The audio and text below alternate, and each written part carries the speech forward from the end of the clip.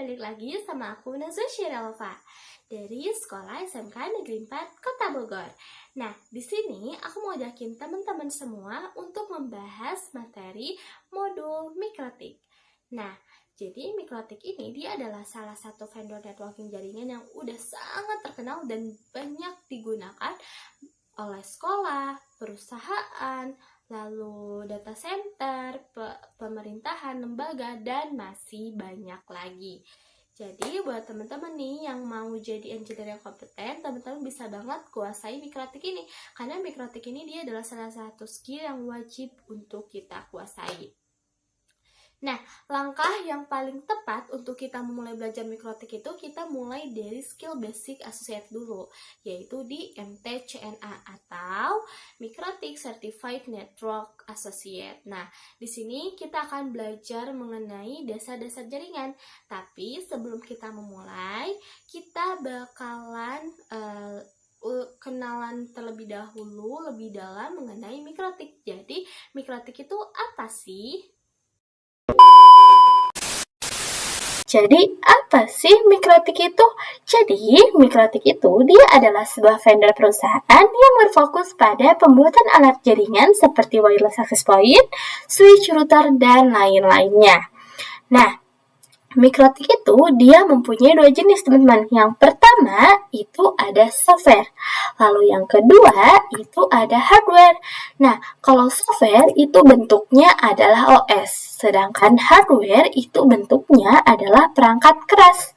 Nah, kalau software itu disebut dengan router OS dan kalau hardware itu disebut dengan router board. Nah, nanti kita bakalan bahas lebih dalam lagi mengenai router OS dan router board. Tapi sekarang kita bakalan lanjutin lagi untuk bahas mengenai mikrotik. Nah, jadi mikrotik ini dia itu didirikan pada tahun 1996 oleh John Trulli dan Ernest Rigtins. Nah, dia ini didirikannya di Riga, Latvia, Eropa Utara. Buat teman-teman yang penasaran sama mikrotik atau pengen lebih tahu lebih dalam, atau bisa juga teman-teman pengen download OS-nya, teman-teman bisa banget buat kunjungin website resminya yaitu mikrotik.com. Nah, jadi itu dia teman-teman sedikit pengenalan kita mengenai mikrotik. Nah, sekarang kita bakal langsung aja lanjut ke pembahasan pertama, yaitu kita akan belajar mengenai router OS dan router board. Oke, teman-teman, sekarang aku bakalan ngajakin teman-teman semua untuk bahas lebih dalam mengenai router board dan router OS. Kita mulai dari router OS terlebih dahulu. Jadi seperti yang aku bilang sebelumnya bahwa router OS ini dia lebih mengarah ke software. Nah, jadi router OS itu dia adalah sistem operasi yang digunakan oleh perangkat mikrotik router board. Nah, dia ini dapat diinstal di PC ataupun sebagai VM. Nah, router OS itu dia berbentuk OS, teman-teman. Nah, untuk sistem operasinya sendiri, dia itu berbasis Linux versi 3.3.5 kernel. Nah, lalu selanjutnya untuk mikrotik router board itu kan dia lebih mengarah ke hardware. Nah, jadi dia itu berbentuk perangkat jaringan. Nah, contohnya adalah seperti ini. Nah, ini adalah contoh dari router board, teman-teman. Nah, router board ini dia itu dibuat untuk menjalankan sistem operasi router OS tadi, teman-teman. Nah, lalu karena mikrotik itu dia mempunyai berbagai fitur, jadi segala fitur itu dia itu bisa terdapat pada satu perangkat ataupun bisa juga dapat diperuntukkan khusus sesuai kategorinya masing-masing. Nah, lalu untuk router board itu dia tersedia mulai dari low end sampai dengan high end router seperti itu, teman-teman. Oke, teman-teman, selanjutnya di sini kita akan membahas mengenai fitur-fitur apa aja sih yang ada di router OS. Jadi, teman-teman, ternyata di router OS itu dia mempunyai berbagai fitur, teman-teman. Contohnya di sini ada wireless network. Nah, wireless network ini dia itu digunakan untuk mendukung koneksi dari jaringan WiFi. Nah, lalu selanjutnya itu ada routing. Nah, kalau routing ini dia itu untuk menentukan jalur terbaik. Contohnya ada RIP, OSPF, BGP, dan lain-lainnya. Nah, lalu fitur selanjutnya itu ada firewall dan NAT. Nah, kalau dia ini untuk mengamankan jaringan dan mengatur akses internet. Contohnya ada fully customized, lalu ada Linux based. Nah, lalu selanjutnya ada cost atau bandwidth management. Nah, kalau ini itu untuk mengatur penggunaan bandwidth, teman-teman. Lalu ada juga point-to-point tunneling. Dia ini untuk membuat koneksi VPN yang aman. Contohnya ada PPTP, PPPoE, dan lain-lainnya.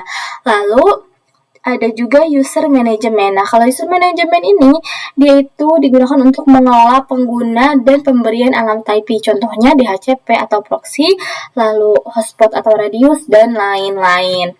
Nah, lalu ada juga tools. Nah, kalau tools ini dia itu untuk memantau dan menguji kinerja jaringan. Contohnya bandwidth test, torch mapping, MRTG, dan lain-lain. Nah, jadi itu dia fitur-fitur yang ada di RouterOS. Jadi banyak banget ya teman-teman fitur-fitur dari RouterOS ini. Oke, teman-teman, selanjutnya kita akan membahas mengenai router board name. Nah, jadi kita akan balik lagi untuk membahas mengenai router board. Nah, jadi untuk pengkategorian nama pada perangkat router board itu berdasarkan 3 kategori, teman-teman. Yang pertama itu ada 3 simbol name. Nah, di sini ada contohnya, di sini ada RB751. Nah, RB ini itu adalah artinya router board, dan kalau 7 itu adalah untuk serinya atau kelas routernya. Lalu kalau 5 itu adalah untuk jumlah port Ethernetnya, dan kalau 1 itu adalah untuk jumlah slot mini PCI-nya atau wirelessnya. Nah, lalu untuk kategori yang kedua itu ada word. Nah, contohnya ada Omnitic, Groove, XXT, LHG, Dynadish, dan lain-lainnya. Lalu yang ketiga itu ada exceptional naming. Nah, kalau ini adalah untuk nama yang disederhanakan dan disesuaikan dengan tahun pengembangan. Nah, biasanya Ethernetnya juga lebih dari 9 port, teman-teman. Nah, lalu untuk contohnya itu ada RB600, 800, 1000, 1100, 1200, 2011, 3011, 4011, dan lain-lainnya. Nah, oke, kita lanjut lagi. Nah, di sini ada tipe dari router board. Nah, contohnya adalah ini. Jadi, untuk RB-nya itu adalah router board ya, teman-teman. Lalu 9-nya itu berarti adalah 900 seri. Lalu untuk 5-nya itu adalah Ethernet-nya, lalu 2 itu adalah untuk wireless-nya, dan UI itu berarti adalah fitur board. Nah, lalu untuk yang ini, yang 5AC2ND itu berarti adalah fitur dari wireless-nya. Lalu kalau TC itu berarti untuk jenis casing-nya. Nah, lalu ada juga nih kode lain yang ada pada router board. Contohnya ada U. Nah, kalau U ini itu berarti support port USB. Kalau A, nah, kalau A ini itu berarti memorinya itu lebih tinggi dan level lisensinya itu lebih tinggi juga. Lalu selanjutnya ada H. H itu berarti more powerful CPU. Lalu ada G. Nah, kalau G itu adalah artinya support port gigabit.